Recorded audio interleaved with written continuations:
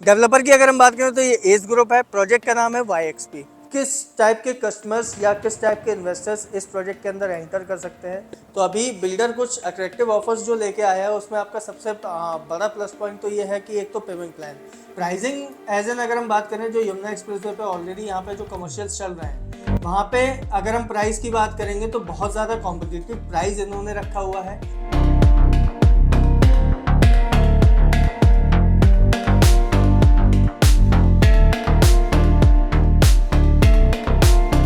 Hello everyone, welcome to my new vlog. I am Shantanu Sinha और आज के अपने इस व्लॉग में मैं आपको एक ऐसे कमर्शियल के बारे में बताने वाला हूं जिसकी लोकेशन अगर हम बात करें तो ये बैंग ऑन यमुना एक्सप्रेसवे की लोकेशन आती है।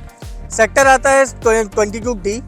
अब अगर हम बात करेंगे सेक्टर 22D में तो बेसिकली अभी कुछ पुराने सिनेरियो के हिसाब से अगर हम देखें तो सारे ही आपके कहीं ना कहीं मैक्सिमम जो प्लॉट्स हैं वो कहीं ना कहीं आपके रेजिडेंशियल और बड़ी रेजिडेंशियल टाउनशिप के हिसाब से यहाँ पे प्लान किए गए हैं। वहीं पे अगर हम देखेंगे इस कमर्शियल प्रॉपर्टी के बारे में तो बहुत ही प्रोमिनेंट डेवलपर हैं आज की डेट में। अगर हम बात करेंगे तो काफ़ी अच्छा नाम है इनका नोएडा और दिल्ली NCR के मार्केट में। डिलीवरीज इनकी ऑन टाइम है। डेवलपर की अगर हम बात करें तो ये एज ग्रुप है। प्रोजेक्ट का नाम है YXP। तो आज इसमें हम बात करेंगे कि क्या बेनिफिट्स हैं इस पर्टिकुलर प्रोजेक्ट के, यहाँ पे कमर्शियल्स में क्या कॉन्सेप्ट्स हैं और क्या अभी कुछ एडिशनल बेनिफिट बिल्डर अभी सेकंड फेज में अपने लेके आया है इनॉग्रल बेनिफिट्स के हिसाब से, क्या रेट हमें मिलने वाला है और क्या पेमेंट प्लान अभी ये ऑफर कर रहे हैं। तो आइए व्लॉग को शुरू करते हैं।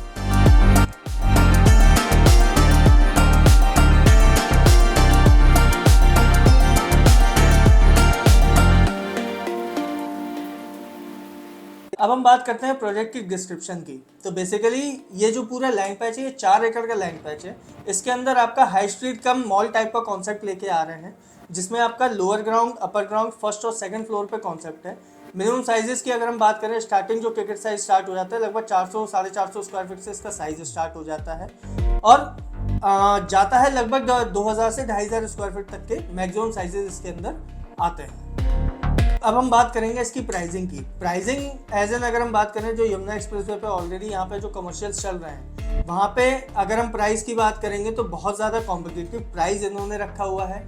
जैसे अगर हम लोअर ग्राउंड और अपर ग्राउंड की बात करें लगभग 1.25 करोड़ से इन्वेस्टमेंट इनका स्टार्ट हो जाता है और लगभग 2 से 2.5 करोड़ तक की इन्वेस्टमेंट जाती है। फिर इसके बाद में अगर हम फर्स्ट और सेकंड फ्लोर पर बात करें लगभग 90 लाख रुपए से लगभग 1.25 करोड़ तक की इन्वेस्टमेंट इनकी इसके अंदर भी आती है।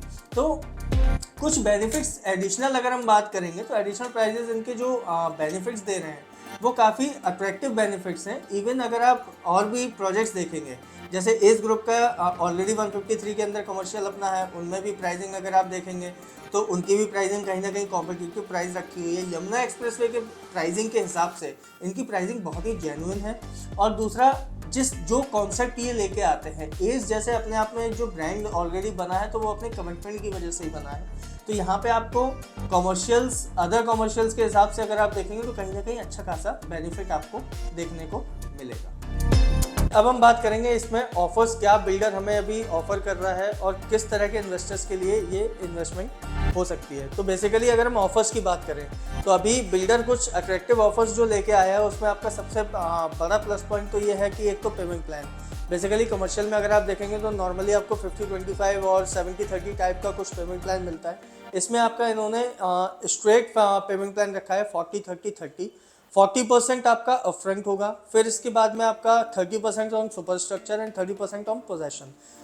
दूसरा बेनिफिट इसमें इनका आता है तो 12% for next 2 years assured return आपको बिल्डर ऑफर कर रहा है, जिसमें नॉर्मली अब आप देखेंगे नोएडा के अंदर इवन NCR में आप कहीं भी जाएंगे तो आपको टिल पोजेशन का एश्योर्ड रिटर्न तो आपको कहीं ना कहीं डेवलपर्स ने कहीं ख़त्म ही कर दिया है। इसमें आपको फिर भी नेक्स्ट 2 ईयर्स के लिए 12% का एश्योर्ड रिटर्न दे रहा है। तो जैसे आप नॉर्मली देखेंगे अगर आपने मान लीजिए 40-45 लाख रुपीज़ का भी इन्वेस्टमेंट आपने इनिशियल किया तो उसमें 45,000 रुपीज़ पर मंथ आपको fix return for the next 2 years आपको कहीं ना कहीं बिल्डर ऑफर कर रहा है। फिर इसके बाद में 2-3 बेनिफिट्स और हैं जो कि आपका बिल्डर डायरेक्ट अलॉटमेंट वाले दिन ओपन करेगा। हो सकता है वो आपका ट्रांसफ़र फ्री भी कर सकता है, हो सकता है कुछ आपको इनॉग्रल बेनिफिट्स भी दे सकता है। किस टाइप के कस्टमर्स या किस टाइप के इन्वेस्टर्स इस प्रोजेक्ट के अंदर एंटर कर सकते हैं और इस प्रोजेक्ट को हम क्यों बाय करें, जिससे हमें कुछ एडिशनल बेनिफिट्स हमें यहाँ पे आने वाले टाइम में मिलेंगे।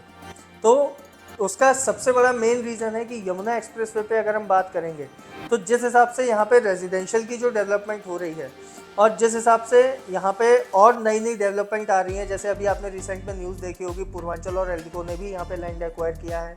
फिर इसके बाद में बहुत सारे पैन इंडिया लेवल के डेवलपर्स भी हैं जो यहाँ पे ऑलरेडी लैंड एक्वायर करने के लिए अथॉरिटी के पास बराबर अप्रोच कर रहे हैं। फिर इसके बाद में फिल्म सिटी है, फिर आपका ऑलरेडी यहाँ पे एयरपोर्ट का काम ऑलरेडी चल रहा है जो कि 4 से 5 महीने के अंदर वो भी कंप्लीट होगा। इंटरनेशनल कॉरिडोर बन रहे हैं। तो यहाँ पे रेजिडेंशियल डेवलपमेंट के साथ में कहीं ना कहीं रिक्वायरमेंट कॉमर्शियल्स की भी पड़ेगी, और ऐसे कॉमर्शियल्स की पड़ेगी, ऐसे डेवलपर के कॉमर्शियल जो कि आज की डेट में खुद में सक्षम हो कि हम यहाँ पे लीजिंग प्रॉपर ब्रांड्स के साथ में करा सकते हैं। तो इस मामले में कहीं भी आप अगर देखोगे, एस आज की डेट में इतना खुद में कैपेबल है कि बड़े से बड़े ब्रांड्स को वो अपने साथ में लीजिंग साइन करा सकता है। फॉर एग्जांपल सेक्टर 132 के अंदर अगर आप देखेंगे, इनका एस कैपिटल है जो कि 2 ऑफिस बिल्डिंग इन्होंने बनाई थी, दोनों की दोनों फुली लीज आउट है इन्फोसिस और एचडीएफसी के साथ में। अगेन लीजिंग टीम इनकी और भी स्ट्रांग होती जा रही है, जो कि बराबर रिटेल्स के साथ में और रिटेल आउटलेट्स हैं, मल्टीनेशनल ब्रांड्स हैं, इनके साथ में ऑलरेडी अपनी प्लानिंग कर ही रहे हैं कि हमें इस टाइप के ब्रांड्स अपने कमर्शियल्स में लेके आने हैं, क्योंकि एस पिछले 2 से 3 साल के अंदर ना कमर्शियल्स में भी काफ़ी अच्छा एक्टिव ऑलरेडी हो चुका है। तो वो इन्वेस्टर्स जिनके पास में अभी उनका जो टेन्योर है कि 2 से 2.5 साल के लिए हमें एक छोटा मोटा अमाउंट 50 से 60 लाख रुपए का अमाउंट हमें इन्वेस्ट करना है, और जो कि 2 साल के अंदर मैं यहाँ पे एग्जिट भी हो जाऊँ, साथ में मुझे कैपिटल एप्रिसिएशन भी मिले, और साथ में कुछ ना कुछ हमें एक रेंटल वैल्यू भी जनरेट होती रहे, तो उनके लिए बहुत अच्छा ऑप्शन है इस टाइम पे, क्योंकि यमुना एक्सप्रेसवे आने वाले 2 से 3 साल के अंदर ग्रो ही करेगा।